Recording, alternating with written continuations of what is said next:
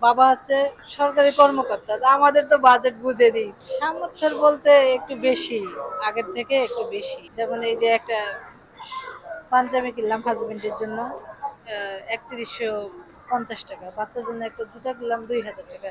নিজের জন্য আগেই কিছু কিনছি, আবার কিনবো।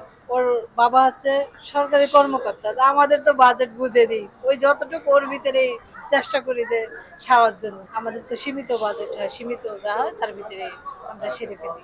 থ্রি পিস একটা কিনেছি, আর একটা কিনবো। আর বাচ্চার জন্য একটা কিনছি, আর একটা কিনবো। আর এই বাচ্চার জন্য একটা জুতো কিনছি।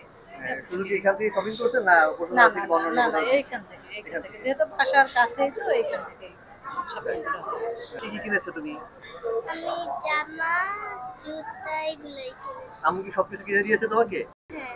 তোমার যেটা ভালো লাগছে সেটা কিনে দিয়েছে তো? হ্যাঁ।